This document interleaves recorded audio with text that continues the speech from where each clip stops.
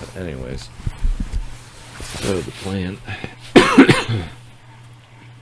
it only spreads by its root system.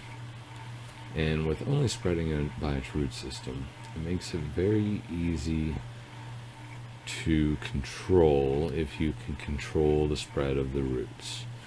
In America, they only have the female version of the plant. In Southeast Asia, they have both, so it can spread through seed in a reproductive way, a sexual reproduction way. But in America, since there's only the females, they have to asexually reproduce, which is through only the root system. So we could implement a barrier to put in fire control zones, 6 to 12 feet of this plant, and we can make it so we have no more crazy ass wildfires. We get a nice carbon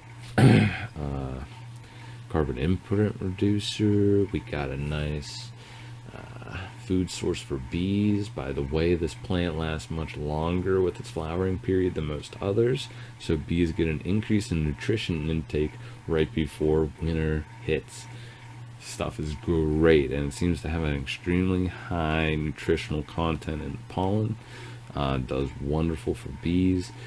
The bees create a sweet nectar. It's red in color,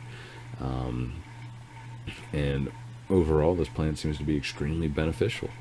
The only issue is that it was an invasive species, but again, we can control that. We can use it to stop wildfires.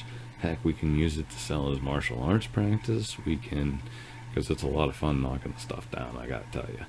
I trained for years in this stuff, and it's almost impossible to burn. It's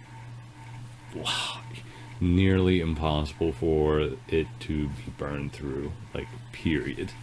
Especially if it's been active. If it's been watered within 10 days, it stores water in these 6-inch segment capsules, bursts that water onto the flames, and the inside fibers are so thick and wet and store water so well that it is very difficult to get through. And again, it was a hollow capsule that had water in it that's going to burst, so that hollow capsule is actually going to take the heat, disperse it amongst all them fibers to begin with, and it's actually going to have an extremely hard time propagating to the other side. It's truly an incredible plant for controlling fire and helping the bees. And this amplifies off of the Suki Hive, which in itself is going to be a huge boon for bee populations. I do really ask for people's support. Please share this video. Please share my Twitter. Please share my Indiegogo. We are trying everything we can to turn around the bee populations, the pollinator populations, which took a 40% dive last year. If the pollinators die off, so will we within about 30 years. Plants won't be able to keep up. It's absolutely horrifying to think about. Of course, there's a lot of things wrong in the world. But right now, I think our #1 extinction event, our soonest extinction event that could occur, is if the pollinators were to die off entirely. I know the numbers that come off of the pollinators dying off is inflated because it is the bees specifically. There's many other pollinators out there that really help. But the bee is dying off at 40% is still scary enough on its own. And I think we should really take major steps to changing it around. We did have a $6 million deal on the table with a research institute in Colorado. That fell through because we have varying views with how we want it implemented. We don't want it to be in negative hands. We don't want it to be implemented wrong. We don't want it to be rushed. But we still want to get it out within the next year.